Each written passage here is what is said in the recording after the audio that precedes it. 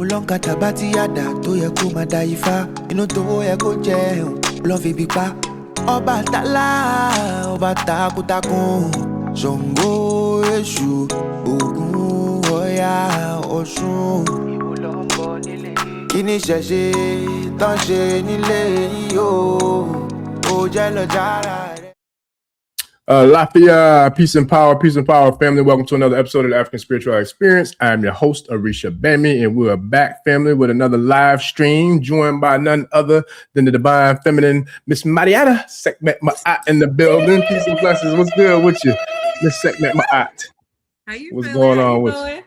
Man, I'm chilling. Can't complain at all. You know, here, ready to get this work in. It seemed like it's been about 3 years, man. It's only been about a week, but it seemed like it's been about 3 years. You know, that's just because it's a big part of your rhythm. So, you know, when you get off rhythm, it feels so dramatic, but you right back in there winning this thing. It's good. Man, yes, sir. That's real, man. And before we dive all the way in, let me go ahead and give that shout out, as always, to the tribe, man. Shout out to the new channel members. I think y'all pushed us over 23K, man. So we climbing slowly but surely every day. I appreciate y'all. 23 and some change, if I'm not mistaken, man. So shout out to everybody who just tapped in with us. You know, new subscribers to the channel, new subscribers to the channel membership, the YouTube membership, the Patreon membership. I appreciate all the love and support, family, for sure. And I got a lot more in store, so it's definitely been a lot going on off the air, but we're gonna make it do what it do as always and continue to push this content. Matter of fact, we double heading this thing tonight. We got Miss Sekhmet Maat tonight, and then we got Brother B-Dell be coming at 9. So we're gonna make this thing do what it do. We're gonna make it do what it do, babe. And we're gonna start with the divine feminine. We need to do a conversation with me, you, and B-Dell one day. That would be dope. Yeah. Oh yeah. Well, look, I'm looking to put together some dope panels, and matter of fact, some actual events too, man. I'm gonna have to get with you and SCG. Shout out to SCG too, because I spoke to her the other day. I'm looking forward to getting her back in the building as well. So I know I'm rocking her creative jewels. You know, it's funny. I normally have mine with me. I got it in the other room, but man, she doing her thing. She's doing her thing because she's supposed to come over last week so we could have a meeting. I was gonna make her some black eyed peas, but we got rescheduled, so we're gonna get it in. That's what's up. Yeah, I'm gonna holler at her so we can get us another Trinity going with the trilogy, I think. And then in-person events. I'm working on putting some in-person events together as well. So I'm definitely looking forward to getting out to the West Coast to make it do what it do with y'all out there in California. And let me see, we got some going back to Cali. Yeah, I ain't been yet, but I'm going. You know what time it is, Jukebox. You know you gotta get ready. Put your records on. I ain't been yet, but I'm going. Let's go. And matter of fact, shout out to the brother Amadeus Christ, man. He's gonna be in the building this week too. I'm gonna holler at him after the show to lock that thing in, because he in, I think, Vegas. So I told him, man, I've been out his way before several times, but I haven't been past him. We definitely got to make something happen. We're actually bringing him out in 2 weeks to come screen his movie, his documentary, his most recent work. So I'm looking forward to that. That's what's up. Yeah, it was dope too. So I'm definitely looking forward to the conversation, man. Chop it up with him, with his work, and the work that he's been doing, which is phenomenal. I can't wait to get, the insight and the perspectives of how he even got into, doing film. And how, I'm looking forward to it.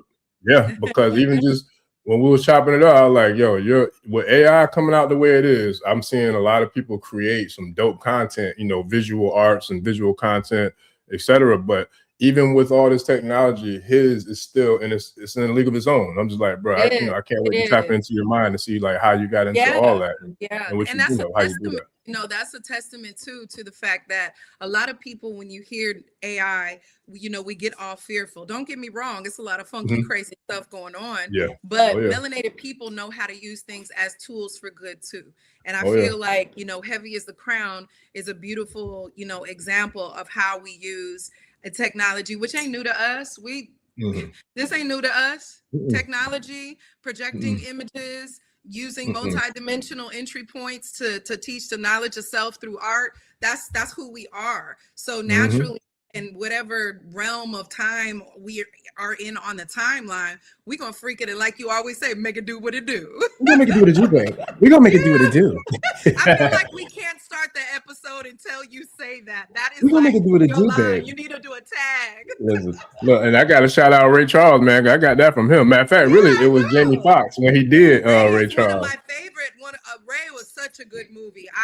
Jamie Foxx truly channeled Ray, and I understand that upon the completion of that movie, like he was actually under his tutelage and working with him. So he transitioned upon them still filming. And I'm like, yeah, they had some kind of spiritual contract at that point in time, because it was very similar to like when you watch Malcolm X, you know, it's like Denzel wasn't acting, he was being similar to Angela Bassett and What's Love Got to Do with It, you know. So we are not new to taking stories and using the medium to tell, you know, to tell great stories and inherit the spirit of our ancestors while we're doing it. True geniuses, that's what they do.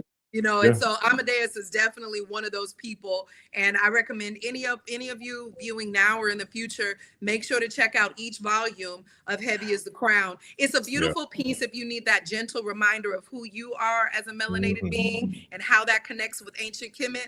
But it also is great for people who are just now grappling with overcoming maybe some of the church hurt or some of the negative impacts that religious oppression has had, and you're now trying to open up. He does it in a way that is very eloquent and it's edutainment at its finest. It really is. Yeah, and he got an all-star cast, man, of nothing but masters. You know, all the master teachers that I grew up watching, you know, and studying and learning from. He got all of them in there. So he did his thing, man. Like, we're bringing Baba Browder out next this Saturday. Actually, we're doing a Black Knowledge Summit. With the Wosei community is doing our Black Knowledge Summit, and Baba Browder is our, you know, keynote and facilitator for this Saturday. So we got stuff going on back to back in SAC. Hey, I ain't mad. Look, I got to get out there, man. We got to have us a Ashley get out there, man, for real. Look, we're going to set it up. We're going to set it up. Yes, sir. The West Side Connection. You know what I'm saying? We're going to get that West Side Connection, crack it out there. And that Ashe in these Ashe streets, the West Side. Very good. Very good. Yes, sir. Yeah, he was just here in Tampa not that long ago, too. I missed him, Baba Browder. He had an event, I think like a book signing or something here. Matter of fact, it was right before you introduced me and brother Amadeus. He was out here in Tampa. So yeah, shout out to Baba Browder. Yeah, shout out to Baba Browder. I see you this Saturday, and I'm also going with him to Kemet on one of his last 2 trips that he's doing. You know, now that he's shifting out of doing the touring, and his beautiful daughter Atlantis is going to be taking over, you know, the 20 years that he's been taking people, scholars and community members back and forth to Kemet for the last 20 years. So he's now retiring. So I'm glad that I get to go with him, because this is a really powerful year. Yeah. In terms of the culmination of all his work, I get the best of the best. I'm looking forward to it. That's what's up, man. I need to get on that trip. But shout out to Pastor Yasir too. I need to holler at him, because he's still doing the Kemetic tours as well. So I think he might be having something coming up this summer as well, going to Kemet. But speaking of Kemet, that's a perfect segue into where I wanted to start the show tonight. Before we get into the divine feminine protection, which we're going to go deep into that, I wanted to get with you in regards to your Kemetic journey and how you not only got the name or received the name of Sekhmet Maat, but also, like, how did you get into your journey into the Kemetic sciences and the Kemetic spiritual traditions? Yeah, that's a real good question. I used to joke around and call my mom a spiritual anthropologist, right? She was very spiritually fluid when she was raising me. So, you know, every 1-2 years she was studying something else. And, you know, when I was younger, I would be a little irritated, because I was like, we a different religion? Do we celebrate Christmas this year? What's going on? Numb your holding gate count. You know, she just was very, she just explored all aspects of spirituality without limitation. And so at a very young age, you know, I may have had my challenges in life, but I've never really been spiritually challenged because my mother was advanced. And so, you know, one thing I always try to look at, you know, when we're inheriting from our parents, one of the most best qualities my mother could ever give me is taking her on her spiritual journey as she explored a variety of paths. And so, you know, that just kind of always had me being a very eclectic young person, because I was exposed to things that, you know, my peers had no idea. You know, the average books had pyramids and UFOs, and, you know, my mom was just that granola girl chick who was open to African spirituality and exposed me to it. So at the early age of 9 years old here in Sacramento, California, she discovered the Wosei community. And some people say Wosei community church, because folks don't really know what to call things if they don't call it a church. But I just call it the Wosei community, because it is a non-denominational space where people come together. It started in Wose, Oakland in the 80s, and then it branched out here to Sacramento. So you may have heard me in the other episodes refer to my Baba, who transitioned last year on my birthday, Baba Imhotep Al-Kabalan. And so he was the leader and, head minister of this particular space for over 40 years. He's been active with Wose. And so it's really interesting because although my mother brought me along with her to start going and to having lessons there, I don't think I realized how special and rare that was at the time. It was just like when I got a little older, maybe middle school or high school, when I was realizing like I definitely was raised with certain morals and values and principles, and I even dabbled and tried to avoid them or, push them off to be along with the crowd. But I found myself back here again. And the Wose community is one of the original, universities and divine cultural edutainment, spiritual institutions in Kemet, where people came from all around the world to learn. And so that's what that is for Sacramento and Oakland. And so I'm just really proud. I always joke and say I'm proud to be a child of Wose. I think when I was younger, because I was so different, I didn't appreciate that as much. But now that I have made an explicit choice to, without a doubt, make my path to be a divine woman. All of the things that Wose taught me at a young age about Kemet and the wide range of African spiritual influences of melanated people, how we show that up in the everyday to day. It's interesting because when people are like, you're just a good sister, or, you all right. And I'm like, that's really just being a child of Wose, because those fundamental, spiritual grounded principles that I got is what I lean into now as a woman. And it's been beautiful. So I never, although my mom she was Seventh-day Adventist for some time, and maybe we went to other churches before that. I don't have a lot of church hurt and, a lot of religious oppression. And so now at 46 years old, I could really see how now that I'm spiritually maturing into the place I am, it's like, wow, it's like warp speed now, because I didn't have to go on this whole quest. Most people have to go to HBCU or, go study abroad to even get access to the wisdom and the knowledge of our ancestors if you didn't come up in a, sacred community like Wose. So, very proud of that. And, that's my home, and that's where I got my roots in Kemet and African spirituality or melanated spirituality. Ashe. Oh, well, shout out to Professor Kaba, who came in and did what he always do and burned it down, man, because we travel all around the galaxy whenever we get together, because that mind of his, you can go wherever and he's gonna have something for you. So it's so funny. Anytime I talk to him, it's crazy because I might think we're gonna talk about one thing, but we're gonna end up soaring all over. So don't never call him or answer the call when you only got 5 minutes, because you're gonna soar. that happened to me recently. It's funny because and every time I learn something new. He's always gonna drop every single time I learn something or hear something I never heard before, and we done talked, I don't know how many times, but every single time it's something new. Every time. And so it's dope. That's the feeling that a master teacher should give you. It should make you invigorated and excited. And that's him, Baba Browder. They have that energy about them always.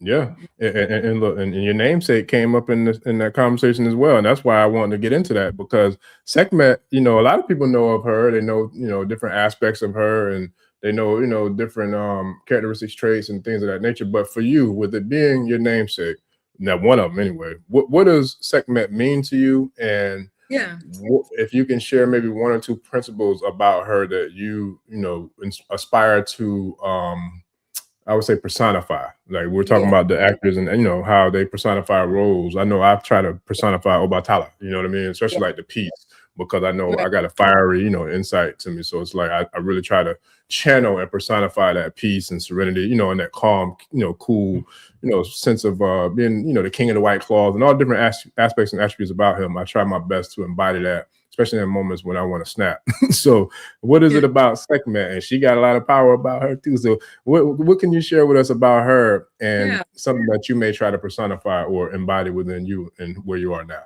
So, it's so funny. Baba Imhotep used to call me Sekhmet before I really, really started understanding.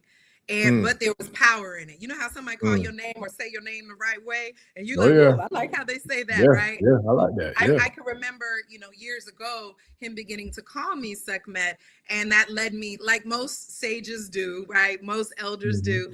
It's like one of my elders taught me, it's not about, you know, doing things by force. It's doing things by the spirit.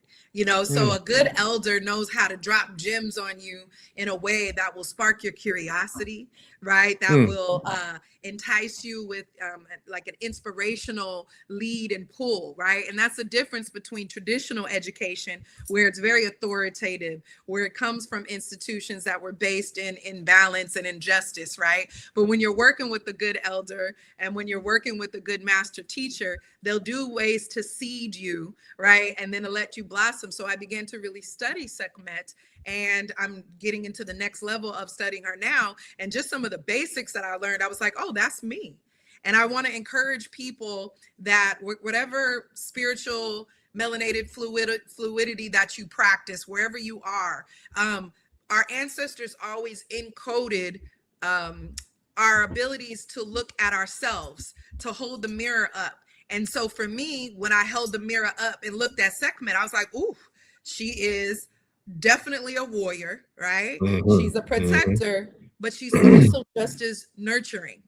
And I think sometimes what happens is when people look at some of the, you know, when you see maybe a meme or something that'll come up, a lot of like the focus is on like her being a warrior and how bloodthirsty she is and things like that. But I think it's important to understand that, you know, in our spiritual walks, there's duality in all things, right? So when people try to paint out a one-sided picture, yes, that is a powerful trait. But when things are in balance and Ma'at is observed, you start to learn how to balance the duality of those qualities to work for your best. So an example on a broader level would be yin and yang, right? You need light, you need darkness. And to truly know yourself is to be able to integrate the two, not deny one or the other, not be extreme in one or the other, because then it's going to pop off. I know in my younger years when I was more in that darker energy and maybe not balancing things out with my morals and principles, I got myself into bad situations, relationships, what have you, right?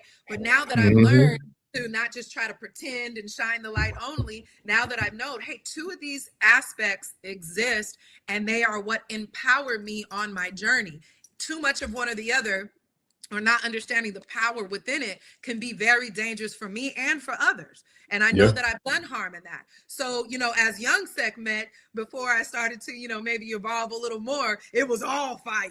You know what I'm saying? And that showed up in even some of my choices and my gifts, like being a female MC, being around all men, and just, you know, having that natural, I don't want to say aggressiveness, but assertiveness and not being afraid, being in theater, being in the arts, right? Just being able to go get, even like the years on and off that I've done boxing training, right? Like it's not something that's common for women to do. So in those small ways, I started to see like, yeah, you are a warrior. So when he started calling me Sekhmet and giving me the statue and, you know, starting to give me information, I was like, oh, that's me. But there's a bigger story to this. And the bigger story is going beyond not just the deity or, you know, the netter itself. It really is about learning their story. And so I'm blessed to be in a space where I'm learning more about her story, even beyond some of those basic traits. And when we do that, there's a fuller experience because there's lessons in that story. So when you look at Sekhmet and you look at the story, the salvation of humanity, you really start to learn why she was so extreme in being a warrior on the, you know, beginning steps of her journey, is because she was ready to take heads off in the name of Amun-Ra. She was ready to take heads off in the name of the Most High, because don't play with me, right? But when she didn't, you know, learn how to master that, you know, it was like, wait a minute, you're going to take everybody's head off, including your own. So with wisdom and through her story and her evolution, you know, she had to go through some trickery and things to kind of figure out, whoa, I got to be that warrior, but I also got to be that nurturer. I gotta be quick when necessary, but I gotta know when to be still.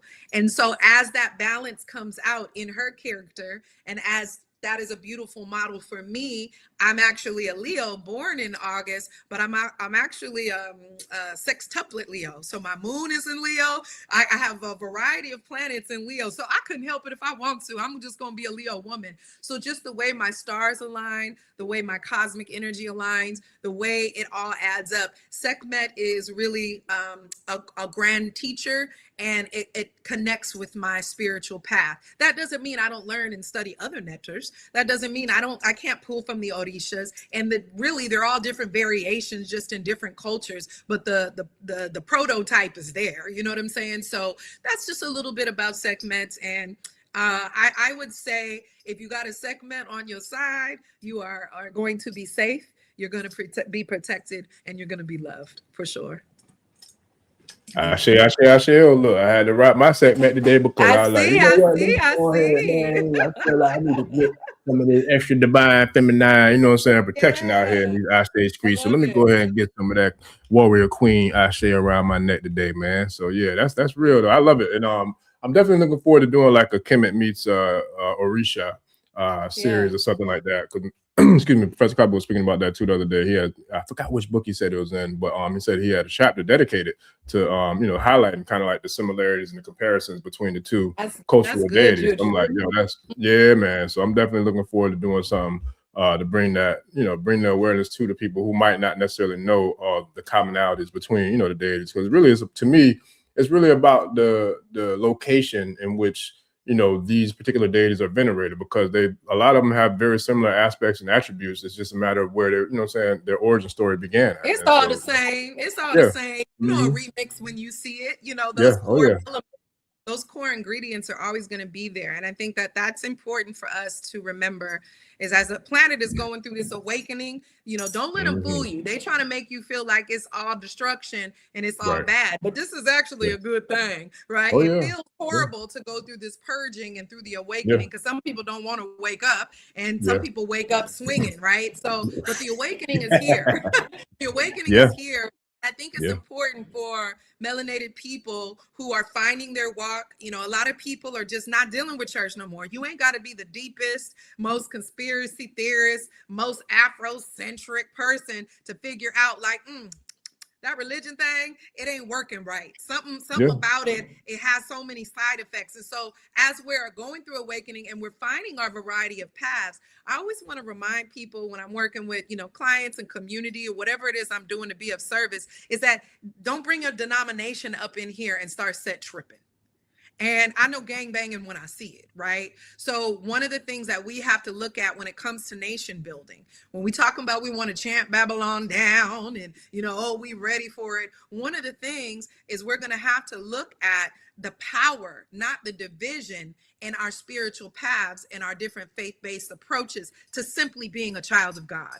Like, I really, like, even if you are, you know, one of the Abrahamic religions, like, I don't care as long as it guides you. And it's the grand spiritual Seba connection that makes you be a healthy human that doesn't want to harm yourself and others. I'm good with that. I am totally good with that. And I think that's something that we really need to begin to embrace, is that all this debating and pontificating about, you know, who, what village, what tribe was first, like, I respect it. Stand in sovereignty, stand in whatever you believe and practice, but understand that community building means we're going to be able to exchange some beans and rice, and we can't not do it because we ain't all one particular, you know, faith-based belief. And so I'm really big on that with people. Like, if the morals, values, and principles are on point, I really don't care what vehicle you use to get to navigate this flesh and this spiritual human experience. And so I'm just really big on that. And I'm gonna say that till the wheels fall off, because we ain't gonna get to our final destination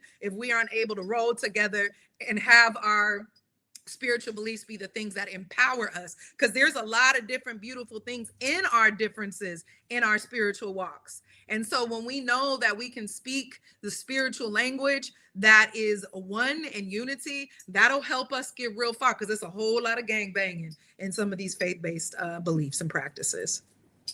Oh yeah, I got into a little tizzy with one earlier today. It was funny to me because I'm just let me find out you was out carrying these Ashe Hey, it wasn't me. They ran up on me commenting talking about my Lord and Savior Jesus Christ and this and that and da. And see, my thing is I don't have no problem with nobody's spiritual practice. You know what I'm saying? I respect everybody, even if you're a damn atheist. It ain't none of my business because you do what you do, I do what I do. But just don't come over here stomping, in your damn big Jesus boots, trying to talk down on me, with your extremism speech or whatever. We don't need to be evangelizing nobody. And know the thing that's beautiful about spiritual, like real spirituality without force, right? Not by force, but by spirit. That's my elder. She always tells me that, Mama Doris. And the idea is if your faith or way that you observe and celebrate and create with spirituality is solid, you ain't got to convince nobody. The way you show up, being good in character, that'll be the thing. And if somebody's curious and they want to know, hey, what you be doing that makes you show up in the world like this? What you be doing? What's in them rituals? What's in them prayers? What's in that nature? People will inquire on their own. And so in my younger days, right, when I was fired up and wanted to preach and teach without being asked, don't nobody want a preacher to show up without them being asked to come, right? I would try, I would, even in my African spirituality or in my, melanated spiritual experience, I would want to, it would be from a noble place, right? But you always try to, slip something in and just let people be attracted to the God, the Most High, the Creator in you, whatever word you use, and they will inquire on the medicine. They will inquire on the magic, the healing, or the lessons that you have to share. That is a very healthy way to shine your light, to share, your method and your approach without being forceful. That shouldn't lead it. Your heart should lead it. Your heart should lead all of it. And that's why I call them extremists, because I don't like you said, I don't care what religion you are, because even if somebody in my tradition, in my faith, if they doing that, I don't want to hear that. Like, don't push me into anything. I'm gonna do what I do, regardless of how you you preach your gospel or whatever, because I know I don't need a religion to be connected to the Creator. The Creator gave me my connection internally. So I don't need anything outside of me for that connection. And that's why I'm so secure and confident in that connection, because I've always felt it from the time I remember being alive. Like, I've always felt that connection. So regardless of what faith that I practice or whatever I study or whatever the case may be, none of that changes what matters the most to me, which is the direct connection to the Creator. You know what I mean? So it's like, that's where I was like, I was very respectful and ethical when I responded the first time. And then they came back and doubled down. So I just hit the block button. And I was like, I ain't got time today. I didn't get my money bag on. I said, I ain't got time today. I just kept it pushing. I had too much real work to do. So but it's just crazy to me though, because like I said, it don't matter, even if it's the tradition that I practice, like I still don't think it's cool for anybody to try to force anybody into anything. Like, I've never spoken about nothing about what I do with people. Like you said, people ask. I seen a brother at the gas station the other day. He saw my elected. He's like, hey brother, Orisha, I was like, yeah. And he started sharing with me. I'm like, okay, that's cool. He's like, I was like, so where you at? So we was able to naturally, organically spark up a conversation based upon he identified something that was with, where he's going to. He's starting his journey with that. So it's like, that was cool because it was organic. I ain't pushing nothing on him. He ain't pushing nothing on me, but that's how it should be. It's straight up. It's like, if you know, and you're going to connect on face value, because there's going to be certain aspects in a person's aura. When a person really begins to do their work, something is going to show up in their aura, in their energy, in the way they engage you. So if you know, you know. And if you don't know and you're open, you will ask. And if you have it to give, you can be the person to give it. But again, when we just allow things to happen organically, we ain't got to evangelize nobody. We ain't got to save nobody. We ain't and also too, there are people who are forceful, who try to convert or, get you to believe what they believe. But there's also people that they may not do that, but they judge you. They judge you. I've had people say things like, I'm praying for your soul because I wasn't their particular walk. And I'm like, my soul is great. I don't know. Excuse me, fuck what your folks told you, but I'm doing good over here. And so, that's another way you have to protect your energy too, where people feel like it's their responsibility to either shame you or change you. And it's like, nah, like I don't need all that. I'll take a prayer. You can pray for me in any tongue as long as your intentions are pure. But other than that, Get that out of here. Don't be pitying for me and worrying about my soul. That's my business. I know that's right. Listen, look, it reminded me of that skit from Chappelle Show back in the day. The Rick James, he's like, never mind who you thought it was. I'm Rick James, bitch. Absolutely. Oh man, I used to love that skit. You gotta make it. I'm Rick James. Never mind who you thought I was. I'm Rick James, bitch. Right. Call him up here. Come over here. You gotta growl when you say it. You gotta growl real good. Look, don't get me started because I mess around and go into a whole damn comedic stand-up, man. I go into a whole damn improv show out here, man. So I don't want to do it. Like Coming to America. I was a comedian in my former life. Hey, yeah. Look. I'm winning this life too. People just don't know it, but look, it comes naturally, boy. Cause pops is a fool, mom is too. Respectfully, well, a person that can get in tune with their laughter and with their joy, with their inner child, that's also an indication of the level of freedom that they're working towards. You know, if you allow this world to condition you and harden you, I don't care what's going on. I always find something to laugh at, make fun of, jive with. You know what I'm saying? Like they ain't figured out how to charge for laughter yet. They don't figure out how to charge for water and gas and clothes and food and shoes and all our basic necessities, but laughter is still free. And so, you know, I always say all the time, I keep my joy in my pocket. And, you know, when I was younger, people would always joke like, why are you always so bubbly? I don't ever want to lose that. You know, so if I'm in corners and environments where it's so intense that something is wrong with me being joyful, I know that's a place I do not need to be. I need to get the hell out of there. Right. That's facts. Big facts. Yeah. And shout out to Don Coolio Swire. I was gonna wait till the end, but I'm gonna bring this up real quick. So that way it gets in. Cause once we get rolling. He wanted to know, do you do like I know you do consultations, but the specific question was, do you do readings? So I want to share that. I don't do readings. I don't do spiritual readings in that aspect, but I do one-on-one coaching, and they're called refresh sessions. And so it's rooted in transformational work. If you have specific trauma you're overcoming, some inner child work that you want to do, whatever blockage that you're having in your mental health or your emotional hygiene, which in result does connect with our spiritual walk, I'm here to help you purge your mind and your heart so your spirit has the gas. I put that battery in your back so you can really get some of that shadow work done, and then you relieve some of that hard drive and that energy you need to really get on your spiritual journey and be about that life. But I'm not a person that does spiritual readings in that aspect. Now I'm intuitive by virtue of being an emotional hygienist, if you will, right? I'm very emotionally intuitive, and spirituality is inclusive, but I'm not one to give you divination on a particular faith path.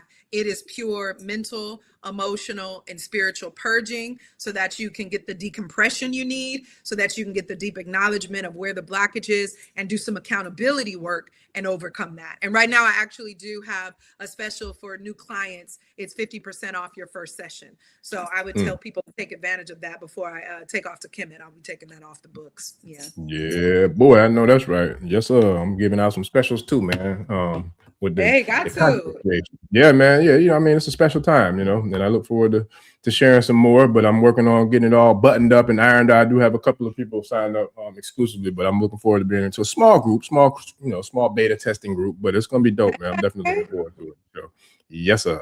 But shout out to DF Guy that shot low that said big boots. Who's on that? So I think it was Ice Cube stomping in my big black boots. But yeah, we like those boots. We like the Ice Cube stomping in Jesus boots. Somebody was trying to stomp in the Ashe streets with their Jesus boots, and I ain't got no beef with Jesus. You know, Tupac told me black Jesus. I rock with that. You know, black Jesus and all that good stuff. But however, yeah, they came over here with the extremists, slay and slurs and all that there. But enough of that. Let's get into the whole topic at hand. We just now getting into the topic. You know it's good when the first. How long we been on? 33 minutes, man. It's been 33 minutes. I know the people like, where's the topic at? Hey, look, we vibing, man. Everybody in here vibing. They vibing, man. It's a family affair, man. We got a whole family, family reunion going on up in this thing. But speaking of which, the divine feminine, I give gratitude, man, for the balance, because we got the brother coming in later, and then but we got you here now, and I'm gonna definitely look to get more of the divine feminine in this thing expeditiously. But with that though, when we talk about this thing, you know, in divine feminine protection, and then we spoke about, you know, Sekhmet and how powerful she is, and, you know, she is a warrior. And I feel like most women are, you know what I mean? Because if you cross that line and you do something you ain't got no business doing, boy, and get to that point where the shoes come off and, you know, they start putting the hair up and all that there, but things about to go left real quick. So did you put the I don't want none scrunchie of in? that. Was you putting the scrunchie in, man? Yeah, you know how y'all do, y'all get mad, put a little, you know what I'm saying, and kick them shoes off. Take if you got time, take that. I got a little afro puff. Listen, I don't want none of it. So look, me personally, look. I mean, no. if a sister really trying to get down, she ain't stopping for no hair. I know, that's why I said depending on, you know, how fast it got to get there, because sometimes ain't gonna be none of that. It's gonna just snatch you up, then it go left. So yeah, I don't want none of it. But with that being said, when it comes to this thing called divine feminine and divine feminine protection, we spoke about before we came on air about the level of self, you know, and how to have that protection for self. So can you kind of share with us, you know, even because men can tap into the, you know, the feminine aspects as well, you know what I mean? Because we're all balanced. So it's like, it's really about channeling the energy and the ashe of the feminine, or, you know, divine masculine, divine feminine, etc. So can you kind of share from your Sekhmetic Maatic perspective, you know, that was fun. That was awesome. Do it. Say it again. Say it again. Sekhmetic Maatic, you know what I'm saying? Protection. I want to premise by saying, as we do this exploration together and kind of hit up these different aspects, I want everybody to, if you are sitting down and relaxing, or you come back to this, to really actually take notes. I think it's really important that we take this, you know, podcasting and, you know, airwave inspiration, and make sure that we put it into our minds and we process it, but then we also sit down and write notes down and actually study it, right? Because what happens is sometimes we get all, oh yeah, peace, sister, you preach and go, brother, right? We feel it like church in the moment, and that might be a small charge, but I just want to encourage everybody, anytime I'm on your show, make sure to write down some notes, because I'm very strategic and making sure that we're not just all over the place talking, that we walk away with some specific practices or to-dos for what we're talking about in the topic. So when we're talking about like divine feminine protection, you know, it's interesting because divine feminine is now trending, right? As much as it's the truth, and we are shifting into an age where the divine feminine is re-emerging through the global awakening. As with anything that melanated people do, people latch onto it and they make it a trending topic. So you got a lot of people running around talking about divine feminine energy, but they have a variety of interpretations. And I just want to make it very clear that I'm speaking from my learned experience, along with the tutelage and the leadership and guidance from my elders, and how I have learned to understand what the ancestors have taught me, right, through my life experience. And so when we're talking about divine feminine protection, we have to look at it in two parts. In the duality, as I was mentioning before, everything in our spirituality, there's a light and a dark, or there's a polarized that creates a balance, right? And so when we're looking at divine feminine protection, I want everybody to be mindful that what we're talking about is not only the divine protection that we give, but also that is required first to receive it. And so when you look at the society that we're in, when you're looking at the way women are treated, the way you're looking at how women have been omitted from our spiritual practices when religion came about, when you're looking at the removal of, you know, the Father, the Son, the Holy Ghost, when you're looking at the removal of feminine energy from our divine archetypes, from our experiences and our beliefs and practices, there's a misbalance. And that is how we are now living in this space of patriarchy to the extreme. So now that the divine feminine is rising, now with the Aquarian shade age shifting, now with the sacred awakening that's happening, it's shaken up a bit, right? It's shaken up in ways that people are either going to the extreme with it, right? Or they're in complete denial with it. So for example, a lot of people would rather, become a woman as opposed to help to restore the actual women on the planet. There are some people that would rather destroy women and keep her backsliding and omit it out because they do not want, right, the rebalancing and the recalibration to happen. Because if that recalibration happens, it's going down. And when I say it's going down, as you can see, literally our society is crumbling. What Bob Marley was singing about and chanting down Babylon and all that, we're here now, right? So we're just these spiritual conspiracy theorists talking about the American empire falling, the global falling. Everybody sees it. And a lot of that is attributed to that divine feminine and that recalibration, which means everything is going to be shaken up as we know it. And so when we're looking at, to answer your question with my little long-winded self, right? When we're looking at the various aspects of protection, we always want to make sure that we're talking about how we are giving protection, but first, women, how are we receiving protection? And that is something that we have to learn how to do first by serving ourselves. If we do not have any protective factors for ourselves, because maybe we haven't done our inner child work and we're wounded, maybe we have been heartbroken in heart relationships so many times that we don't know how to honor and protect ourselves and not choose that again. Maybe our children, maybe our family, maybe we've been carrying things so much that we just don't know how to protect ourselves. We're always looking for the divine masculine to do it, but that does not work if you do not have intrinsic protective factors active within you. And when we activate that, unfortunately, it takes a lot of going through some heartache for the divine feminine because of the patriarchy that we are born in. Like what society does to women is just crazy, right? It's inhumane on every level, right? I always joke around with people and say women, were slaves before race-based slavery was created, or I should say ethnicity-based, right? And so when we look at women coming into power, when we look at women learning how to protect themselves, there are some basic factors. Number one, you have to choose divinity. Like to be a divine feminine, you can't be one of these people online playing with the energy and playing with the aesthetic, but then your walk does not have the honoring of basic morals and values and principles that the Creator has given us. So one of the first things you have to do is make an outright choice to finally say, I want to be a sacred woman. I want to be a divine woman. No matter what is trending, no matter what is popular, no matter what I went through and did before, in this moment, my first protective factor is making the choice to walk as a child of God. It is making a choice to protect yourself through asserting who you are and being clear. It doesn't matter what. I'm not going to negotiate my morals, values, and principles from this day forward. So that's number one. Number two is creating serenity. And creating serenity really is about detoxing your environments and your relationships. And it's hard to do that because we were born into certain patterns and habits. It's hard to do that because we were born in certain experiences that people never really break that chain. So they can't really get into protecting themselves because they don't know how to create serenity and say, yo, if it's taken away from my peace, if it's dramatic, if it's traumatic, if it's explosive, if it's not healthy, I got to let it go.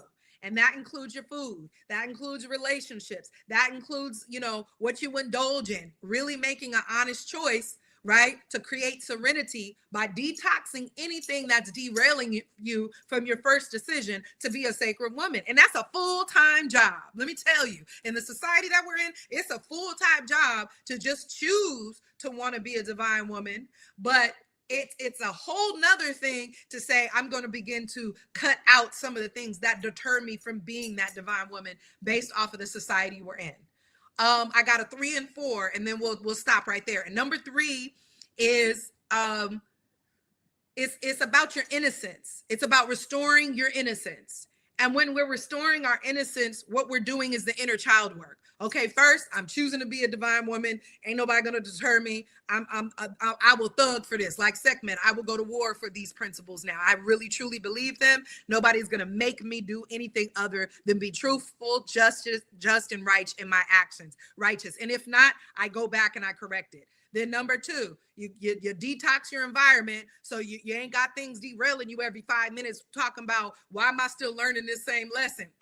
You know, this type of person, place, or thing is not healthy. Let it go, detox it so you can feel serenity, so you can feel peace. Then when you have that peace, you can sit down in number 3, do the inner child work, do the shadow work. Go back and look at all the glitches, right? That without peace and serenity to sit down and do it, you can't really deal with your past trauma and your drama and your bad choices if you still currently making them, right? So once you have that peace and serenity, number 3, you sit down and you really do that inner child work. You really do that shadow work. You really start to discover who you truly are, as opposed to a reactionary being from all the stuff that you went through, all the negative programming of the world, all of the family trauma. Once you release that, you start moving a little different. You start moving a little different because things don't trip you up, because you can avoid certain things and it doesn't feel like a loss. You can actually say no. And these are, again, the first pillars of self, protective factors. And then finally, number 4 is now where you begin to restore yourself as the divine feminine. Now you know who you are. You surrounding yourself by the people, places, practice, fun work that is good and healthy for you, right? You let off some of the steam and you ain't popping off and you ain't crashing out, because you know where stuff comes from now and you can put it where it belongs instead of getting caught up in old behaviors. Now you can actually start to restore. Now you can start doing some of that Queen of Fool work on the next level. Now you can start, exploring your divinity and, what wise instruction works best for you. Now you can begin to get into your assignments and using your gifts without having arrested development in the process because you didn't want to do the other things first. So a lot of the time people want to do their assignment, they want to work their gifts. And I'm not saying that's a bad thing, but you move a lot faster. You're way more swift and nimble and quick on your assignments to using your gifts and your talents along your purpose path when you get rid of that old crusty stuff in the back that's been keeping you uncomfortable, keeping you restricted. So these are all expressions of protective factors. And when a divine feminine truly begins to stand in that, she begins to flourish because she's not waiting for people to protect her. And that's something I had to learn from. I had to learn that I can't look for protection from the community, no matter how much they say this is a safe space. I'm not going to find protection from the authorities that it's been scientifically proven the way they treat us when they're monitoring our communities that's not safety for the most of us. I'm not going to find it in a man necessarily. It's not a man's job first. That can be a part of our journey together, but it's my job first to respect and protect myself. And when I do that, my frequency changes in a way that now I start attracting that, because game recognize game, soul recognize soul. Protective factors begets protective factors in other people, places, and things. So that's what I would say about those 4 steps to that first pillar of a woman really ascending. And this is not just how she needs to do for herself, but she needs to be observing the other people around her to see if they're doing that work too. Because if you're doing all that work for yourself, but you still kicking it heavy and hanging around people that influence you, that's not doing that work, it's a protective factor, not just for you, but for you towards other people who are not following those clear, distinct steps to protect themselves. I don't like being around big people that make risks that could rub off on me and harm me. I don't kick it with people like that. And if I find out, I cut it. And that's the kind of self-determination that you have to have when you decide you want to protect yourself as a divine feminine. Yeah. Yeah, buddy. Yeah, I say, oh boy, it just caught fire over there. I thought I was going to have to send the fire department to hold you down a little bit, boy. Hey, they got to hold you down a little bit, but I was like, oh, whoa, wait a minute, boy. The pulpit, the wood has started. It gets exciting when you really push your ego to the side and you allow the Most High to just come through you, right? That's a whole nother thing. And so when the flow gets to flowing and you on balance and things are in order, you don't have to think hard. You just let the spirit flow and use you. And so I just love being in this space with you and spaces like this where we don't have to explain that spiritual flow. It's respected and honored, but it's also not ego and hogging the whole flow. That part right there, that you said a whole lot, but you said a whole lot more with that part, because that ego thing, man, that's something that, I was just talking to one of my clients yesterday today about that. Like, Yeah. You know, when it comes to like consulting and coaching and all, I know you know because you do the work, but for me, I look at it like I'm only as successful as the last person that I coached to a win. You know what I'm saying? So if you ain't teaching or coaching or consulting or whatever you do, and you in any type of healing or any type of teaching or any type of, you know what I'm saying, like nurturing or whatever you want to call it space, like you can have 100 clients, but how many of them are winning? How many of them have come from one space when they got to you and got to another space? Like that to me is like the real test. That's the real calculation. That's the real scoreboard. So there's a lot of people out there, and I've seen it and I've witnessed it, and I've unfortunately been affected by it, that when they're in a certain space or in a certain range or element, you know, within who and what they are, they'll give you some, you know, jewels, they'll give you some nuggets, they'll give you some insight, but some of them won't get you, they won't give you enough to where you can even get close to where they are, or God damn it, don't you ever feel like you could ever surpass or rise above where they, you know what I'm saying, where they are. And it's a lot of that gatekeeping and a lot of that, you know what I'm saying, bullshit going on out there. For me, I'm like, that don't mean nothing to me, because I would rather you win and take off and blow up, and me knowing that I played a role in that, and I don't never got to get no shine for it, because I know in my mind and in my heart and my spirit, I know what I did, and that's what I came here to do. I don't need none of that shit, because me seeing you win, that's my win. You know what I'm saying? I know I'm taking that like, that's a W, and nobody in the world needs to know that. Like, just between me and you. Because that's somebody who really wants to see you win, but somebody who's really doing the work for the sake of doing the work, not what they can attach themselves to, you know what I'm saying, for them to make themselves feel like they're better or whatever the case may be. And it's a lot of shit out there. So we got a lot of work to do. You know, and when we're not careful, that's when things start becoming cult-like. And when I say cult-like, I mean it in the negative, not the occult. I'm talking about the cult-like behavior where, you know, there's somebody with a sense of ego. I know pimping when I see it. I always say that. So when you see a pimp, I don't care what shape or form or facet, when you see people who are needy, it's just like the doctors. They don't want you to get better. No. Hey, if you start getting better, I always tell my clients, I tell the people that I work with, I am not a forever coach. Right? Not to say that I don't have people that stay with me for longer iterations of time than others, but if I got what I got and that's it, I don't need to milk you for your money. I don't need to keep you in a codependent space. So I really try to tell people, and this goes in with protective factors, and this is divine feminine wisdom right here. The real talk is, if you find yourself in environments where the leader, you know, is not being upright, is not following morals or values, or you see that they want to keep the people that they are leading in a space of codependency, that's not a good place. Because a true person in leadership wants to empower a person to not serve them, but to serve humanity. To not serve them, but to serve themselves, serve humanity, serve creator. That's my only job.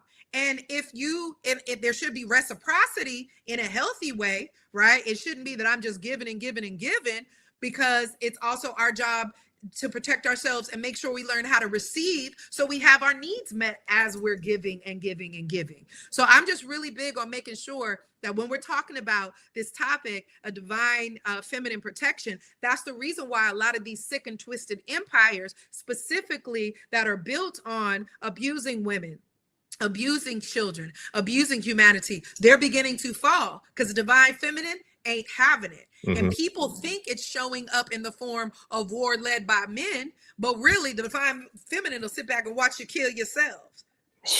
Listen, Hurt yourself. And it's always punks that do that too. If you notice, it's always punks that abuse women and children and handicap and elderly. Like, because when a real man step to them, they don't want none of it. That tail get the tucking, they get the stuttering and shaking and all the fuck shit.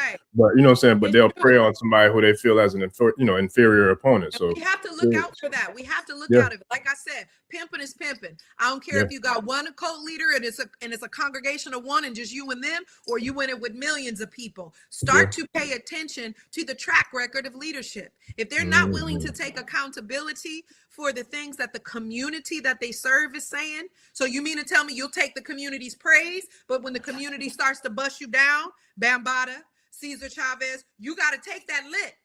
You got to take that lick. So if we're going to talk about divine feminine factors, let's really bring it down to earth about some real life scenarios. Right now, a lot of our leaders, the people that we admire, the people that we respect, the people that lay down foundations for a lot of our beliefs, they are coming down and being held accountable because the divine feminine energy is bringing forth the truth. This is the era of truth telling. So right now, you're going to see a lot of people you love have to bear the burden of thinking that because they gave so much good stuff to the community, that what's in the dark is not going to come in the light. Now it's for us as community members to make some solid decisions and not sit up here and say, I love that quality so much that I'm going to hush or look the other way when they are harming other people, including themselves. We should not want to follow a leader that lives a harmful lifestyle to themselves. I can't trust you if you're not making some of the baseline, decent decisions as an individual. So if I find out you can't even govern your own life, why would I let you govern mine? And so that is what's happening right now. A lot of people are going to be very sad when they start to discover the person right next to you is capable of operating in the dark and doing harm. The idea is, though, is when it is revealed, said person that does harm, if they don't take accountability, you are now an enemy. Period. That's Sekhmet talk. Ain't no, oh, I loved you for 40 years. Ain't no, oh, you did this for the community. None of that matters. If you are actively doing harm, then I cannot deal with you. If I'm aware of it and I know about it. So it's not just for us to look for these corrupt leaders, right? These pimp-like, cult-like leaders to be accountable. You also got to check yourself and say, and we got to check ourselves and say, am I holding those people accountable or am I associating with them? Because I'm at the point now where I got to be clear on who I am and clear on who you are. If I find out I'm not the type of person that you can be hurting everybody else and, oh, it's all good as long as you don't hurt me. If I see you harming somebody, I don't trust you. And if I don't trust you, I don't associate with you. I don't do love with you. I don't do community with you. I don't do any of that with you. Because Harriet Tubman wasn't going to take somebody with her if they knew they was a threat. That's not going to happen. So again, I want people to know that the passion in my voice, don't confuse that.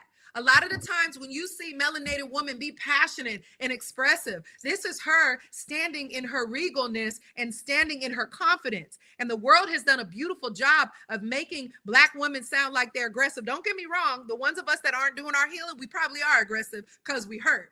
But those of us who are not pinned up into that and not making that govern their lives, don't be afraid of our passion.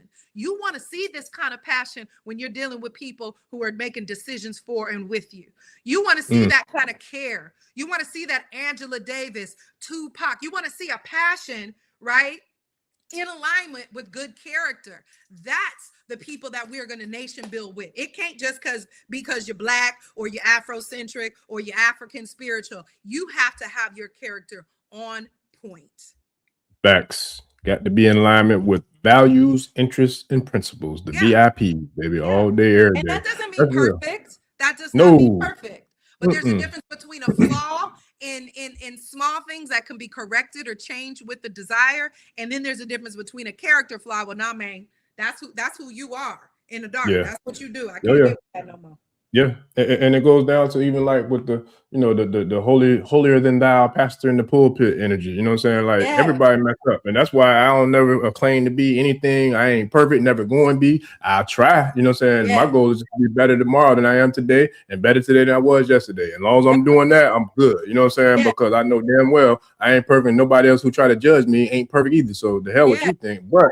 I'm never going to position myself that like I'm better than somebody or I'm on this pedestal. You know what I'm saying? Nah, because the minute you do that shit, they're going to tear your ass up and they're going to all have a witch hunt. You know what I'm saying? Jumping and kicking you and stomping you like O-Dog and Kane in Minister Society when they curve thought chocolate. So, like, you know what I'm saying? So, you got to keep it a buck and just keep it, you know what I'm saying? Like keep it thorough and just be you. You know what I mean? And at the end of the day, if somebody can't accept that.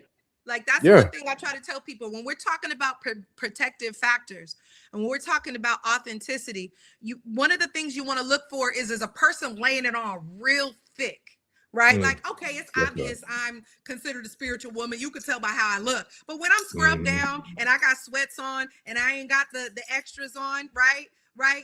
You should still be able to feel that same authenticity. It shouldn't be a costume. It shouldn't be, selective when a person, you know what I'm saying, is doing something. And if they are and they're laying it on real thick, you got to watch those kind of people because that's somebody that's trying to overcompensate.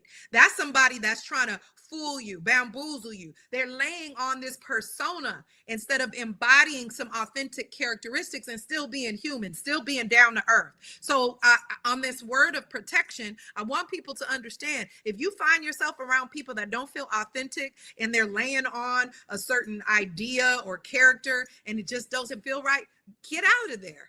You don't have to wait until that person does something wrong to follow your gut. You don't have to wait, to stand in self-preservation just because somebody has harmed you. If your gut, which is your inner creative, intuitive, is telling you that something ain't lining up, you don't need to get closure. You don't have to wait till they do you dirty. If you know that it doesn't feel right, then you need to go in a different direction. And we got to be real clear on that when it comes to protection. Ain't no, I'm kind of safe. It's not, I'm kind of protected. Either you is or you ain't. That part.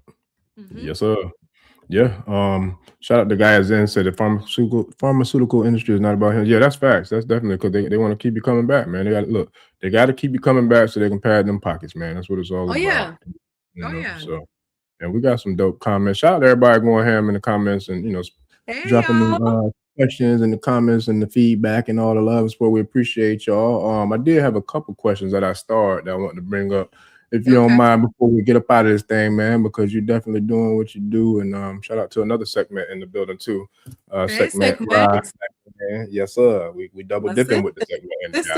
They feeling the fire. They feeling we double dipping, man. We double dipping out here. Yes, sir. Already. Let me see. This one, I definitely want to highlight this one. So let me pull this one up. Jettis. What you got? Jettis-M4W. I agree with Mama, but let me express that I have tried and I have been patient with the divine feminine around me, but their minds are so indoctrinated. Other women must help restore them the most. That's a great point. I would love to hear your perspective on that. Well, I think we got to be careful of what we call divine feminines, because just because somebody say that thing don't mean they're that thing, right? So if someone's telling you I'm a divine feminine in your life, right? Not just a chick, not just a girl, not just a homie, but a divine feminine, that comes with a certain responsibility. So if you're saying the women that you are engaging with are not displaying some of those basic morals, values, and principles, but because maybe aesthetically they look a certain way or culturally they express a certain way, when you come in contact with a divine feminine, it's not something that you question. You either is or you ain't. And now that doesn't deter people who are on the journey and on the path. But like I said, there's a distinct decision that has to be made, that I am ready to walk this path. Period. And that means there are some basic fundamentals that should be honored. Again, it doesn't mean we don't have flaws, but if somebody's really walking that walk and then they're stressing you out or they're being dramatic or they're so traumatized, that means they didn't do some of them 3-4 steps that I talked about. Because if a woman is really in her inner child healing bag, if a sister is really in her shadow work bag, if a sister is really into removing the blockages, there should be less frustration with things from the past that trigger her in the moment and make it difficult for you to coexist with her. Right? So for me, that doesn't mean shit don't happen tomorrow that might, throw me off balance and I got to surf and smooth the waves. Right? But what I am saying is there's a difference between somebody got some old caked up stuff because they haven't owned their shit. They haven't, done the work because there's some healing in there that needs to be done. Shout out, that's the name of my workbook, Own Your Shit, right? If you haven't done that basic work, everything gonna agitate you. But if you've done that basic work, you're not gonna be as argumentative. It might be some, you didn't handle business here, and here, and you gotta confront it. Now, if you got sisters calling you to the carpet because you're not doing your part to protect, that's different. But if they're just constantly agitated or argumentative or traumatic or whatever because of past stuff, they're not really on path, or at least they're not at the distance that you want them to be to work in tandem with them. Then back off. Stop forcing yourself to do that. Let her go on her path, and you should be attracting the divine feminine that have done work. So maybe they're a reflection of you.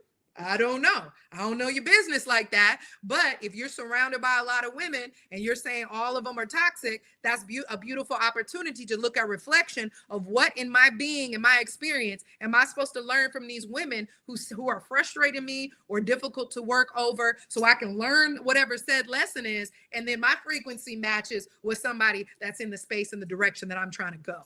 So that's a two-sided answer to it. One that honors the work the woman needs to do, but that's also my approach to making sure to acknowledge maybe some potential work that you need to do so you can have some healthy divine feminine relationships.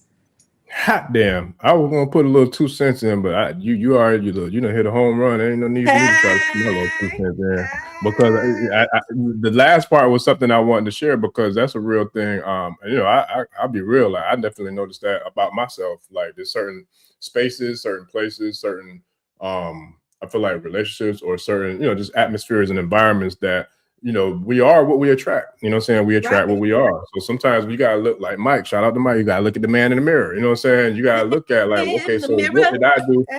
You know what I'm saying? So it's like, but that's a real thing. And that's something that I take pride in, accountability, because at the end of the day, like I said, I ain't perfect. I'm gonna fuck up. I'm gonna make mistakes. I don't like it. But if I find out that I did, I definitely am man enough to say, you know what, my bad. You're right. I could have whatever. But to me, it just makes me sleep better at night, because I know for a fact that I didn't try to make it seem like I didn't do that, or you know what I'm saying, like all that stuff. So it's like one of the things that we really do a lot of times attract a similar or an energy that's in alignment with our energy. So it's like when you have those types of situations, unless it's family, like blood family, sometimes that's a whole nother dynamic that I feel like you did touch on too. It could be a little different with that, I feel like, but when it comes to any type of other relationship that we kind of, we choose to be a part of, or we chose to indulge ourselves in, then I do feel like there's something there. Like, for example, I'll just say you and every other guest that's been on the show, there was some sort of alignment that we had in order for us to be able to sit here and have these conversations, because they flow effortlessly. You know what I mean? And it's only the people that I flow with like that I want to talk to on here like that, because if it don't flow like that, it's not going to be easy for me. I like to do this because it's easy when you're working with the right, energy, or the right ashe. Right. That's why I got that good energy. Hey. I got that good. Hey. Look, we got a lot of Sekhmets out here tonight too, boy. I think I seen another one come through, boy. Hey, all my sisters is outside. Hey. These outside streets.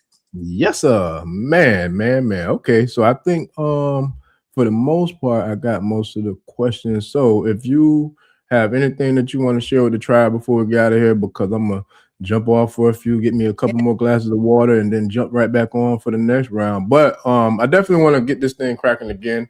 I want to celebrate the second birthday Ashe, which passed about a week ago. I just got so much going on off the air that I didn't get to do it the way I wanted to, but I do have I'm gonna put them there a week of celebration together. So hopefully I could get it going before the end of the month. We celebrate a late birthday to the channel, but I definitely got a lot I'm looking forward to it. I want you to be a part of it, SCG. Pretty much all the people who have been a major component to the channel, man, I want to have something special to dedicate just to the essence of our shade itself. I'm part of a major component.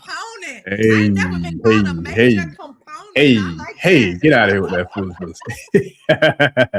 For real, but I'm definitely, man, I'm looking forward to doing it. So I'm and I would love to do it next year. We'll probably do it in person, but definitely we're going to do something to celebrate the channel and the growth, because one of the main things is that we spoke about it, I think the last time you and SCG was going on, because you both had specials, and I was like, how I'm working on creating specials for the content creators. But part of the research that I did with those who watch the channel and those who are loyal subscribers and listeners, there's a lot of entrepreneurs in the space, and there's a lot of people who are doing really big things in a lot of different industries that I feel like can really benefit from having a powerful or strong YouTube channel or YouTube presence. And YouTube is the #1 place to be when it comes to content creation, because it's literally taken over from television. You know what I'm saying? And it's like to see where we have the range to go, where there is no limit, there is no ceiling to how far you can grow. It's like, and I've even seen people from corporate television or media come, like Joy Reid. She went from, I forgot what station she was on, but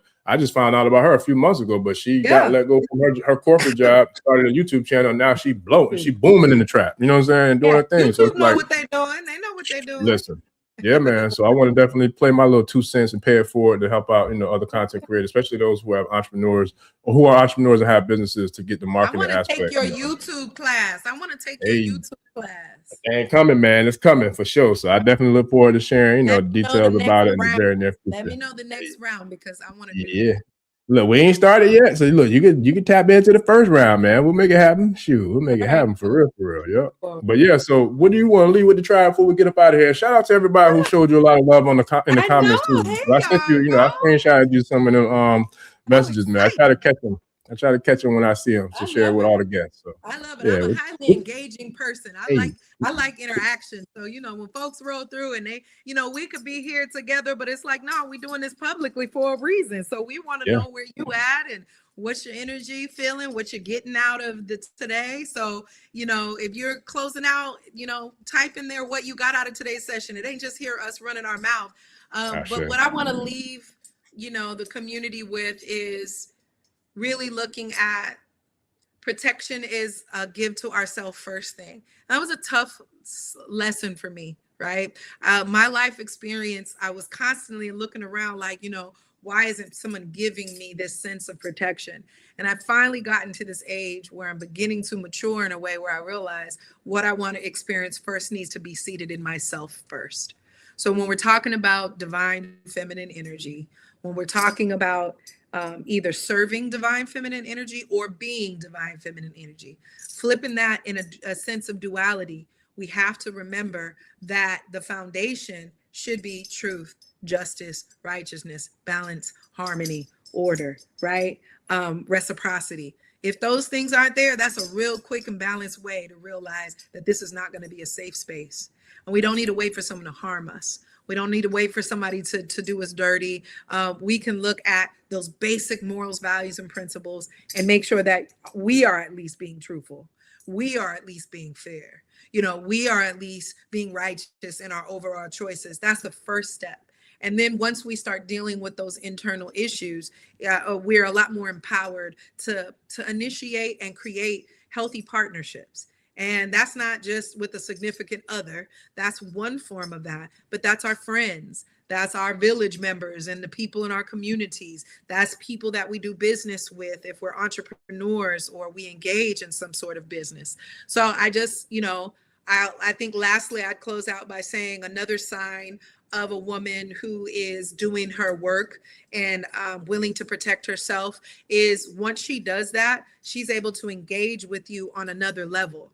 On a level that is not void of safety, because number one, you are bringing your offering to her first, and you are making sure that she has her basic contributions from you met. So keeping your word, doing what you say you're going to do, be the person that you say you are. That's a wonderful way, baseline, to serve the divine feminine. And what naturally she will do is she will take that to the next level and multiply your dimensions. Multiply whatever your experiences are to where they're more bountiful, because you have given the seed and now she will multiply it. And that doesn't necessarily mean making 1 million babies. I'm talking about whatever it is you're exchanging. And that's not about us having crooked leadership. That's not about us wanting to run you and tell you what to do. That's just the nature of law.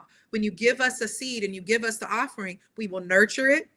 And we will take care of it. We will multiply it and you receive it. And then we're all fed well. And so somebody who's toxic or not really honoring divine feminine, she's going to do that from a patriarchal aspect where she's trying to pimp you or use you or abuse you. A divine feminine woman with protective factors in place, she will take your offering and she will protect it and keep it safe and honor it. And she will multiply it. Now, if you ain't got nothing for a sister, don't be stepping up to the plate. That goes for kids. That goes for friends. That goes for family. If you ain't got something to bring because you honor me so that I can take it and work with it, then I'm sorry. We're gone are the days where women give first and then go dry.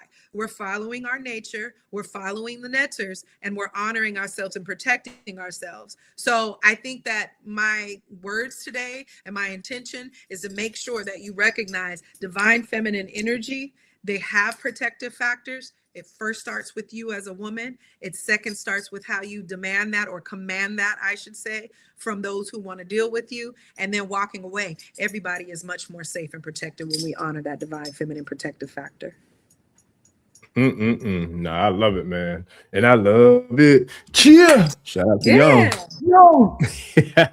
Let me give a few shout outs real quick, man, before we get out of there. Shout out to, make sure I get that right, Natural Heaven 3754. I've done the Sacred Woman. I love it.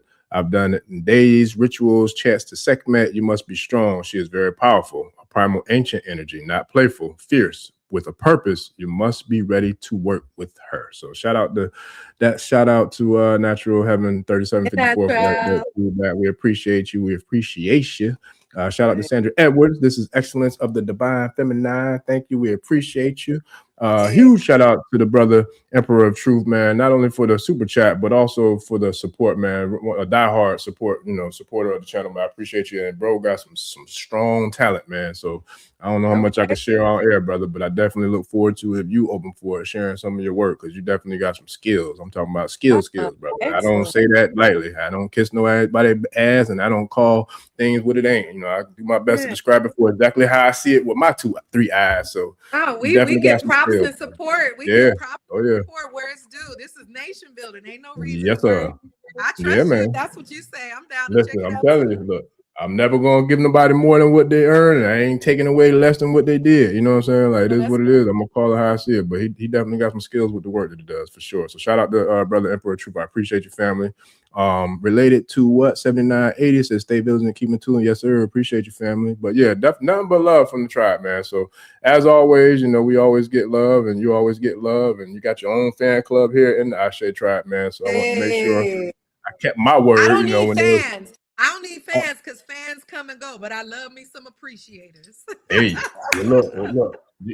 I call them supporters. You know what I'm saying? I appreciate my supporters and my Ashe family, my Ashe tribe, man. So shout out to Gaia Zen 10. Yep, we'll be right back with another one. Yes. Go get yourself ready for the next. Another one. Shout out to B Dell. That brother puts down good work and good energy. He got good juju on his calling. It's so nice to see him when he sets his mastery. I'm going to go see the Michael movie. And so I was really pleased to listen to his transmission, because in his transmission, his last one was about the Michael archetype and all that. There's a lot of things that I know, but we're all masters in our particular path. And so I was like, ooh, the timing of that worked out, because tomorrow I got premiere tickets to go see it a little earlier. So I get to go on with my B Dell, you know what I'm saying, glasses on, and really apply the science and the knowledge and the sacred divine gifts that he has. So it's nice to see how we're all orbiting with each other. Yeah, that's dope, man. And it's funny because I got to finish it today, actually, like right before I tapped in deep, before I got into my work that I was doing before we got on. I got to finish You know what I was doing? You know what I was doing when I was listening to his? What's that? Well, I was trying to peek it. I was planting watermelon plants and pumpkin plants. How about that?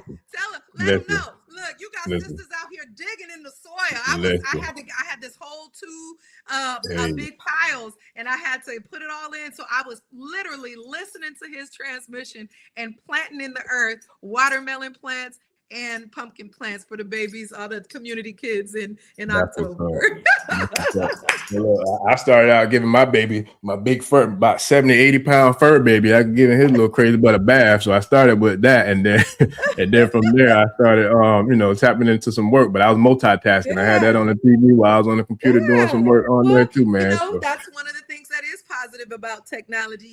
They're giving off all kind of stuff. We know that, but we are also able to tap in. Like I say, I'm purifying my algorithm. The stuff that comes up on my YouTube player between all of the scholars and contributors, I just can't wait sometime to sit down, because I know I got some good positive people in my timeline in my healthy algorithm. I do the same thing, man. And all the channels that I watch are pretty much channels that I learn from. You know what I mean? Regardless if it's in the spirituality space or if it's in the business space or whatever space it's in. My goal of listening is to learn. You know what I mean? And I'm learning what I'm sitting here too. You know what I mean? So it's like a beautiful thing. That's sure. right. That's right. Yes, sir. All right. Nah, I know you got to go get ready. I'll be tuned in for y'all face off. That's coming up soon. I'm looking forward to it. I sure appreciate it. I sure do. Let me see if we got any more comments real quick before you skedaddle. Up out of here. Let me make sure. Emperor Truth. Yep, I did get them. Matter of fact, I didn't get a chance to check in because I had just got ready to jump on here, but I definitely tap into them expeditiously, family. But yeah, like I said, the work is dope, man. I'm gonna wait until I actually, communicate with him to see if it's okay for me to share the type of work he does. But what he does do is dope, and I if he's open to it and he's cool with it, I'm definitely gonna put it out there for the people because he got talent. Shout out to there go the other Sekhmet. I knew I saw another one, so shout out to Sekhmet Fire Goddess 76. I think that might be a new listener. Hey, pieces. I'm glad you're here. We appreciate you, family. We appreciate you. We appreciate you. Yes, sir. And nobody, don't worry about it. It'll be back up. You ain't gotta worry about that. It'll definitely be back up soon. It'll be up in just a few minutes, and you can go handle your business and listen and get some good energy on you. Yes, sir. I'll do my best to get the other upload up tomorrow, or definitely in the very near future, as soon as possible as well. But you know how we do, family. But I appreciate all the love and support, man. Definitely give gratitude and thanks to you, Sekhmet Maat, Miss Mariana, as well as the whole tribe. Gratitude to everybody for the love, the support, the comments, the feedback. We appreciate y'all, family. Oh, one more before we got here. I'm glad I was able to scan through real quick. At Peachy13088 said, where can we get more info? So can you drop that for the tribe? I'll put it in the show description too, family, as always. It might not be in there tonight, but it'll definitely be in there by tomorrow. But can you share it with them, those who are new that haven't got simple. All you got to go to is missmariana.today. MISSMARIANNA.today.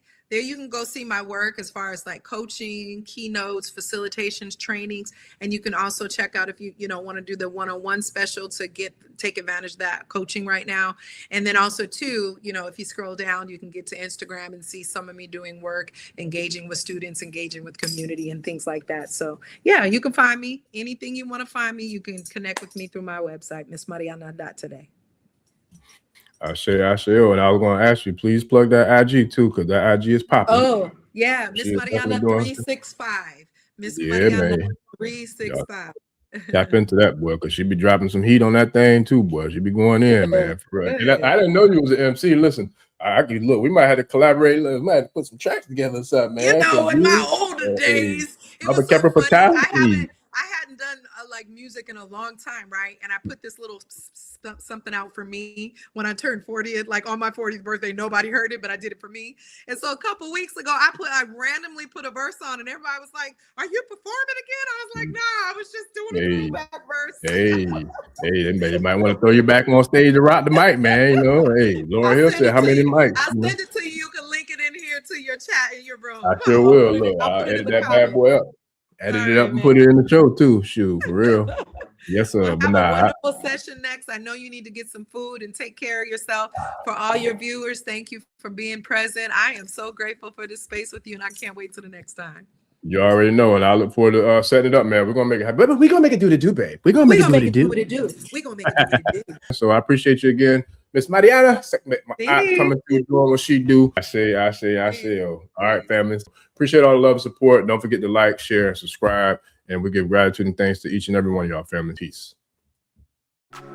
Ẹni tó gbàgbé ilé sàpò ìyàgbọ́ tẹ́ǹtì ẹni takísà ní tàtàn ò bá padà sílé anítìjàkọ ẹja lọ pé eégún mo sí ẹni gbẹ́rẹ́ ìpàkọ́ forsake not your ancestors and praise your.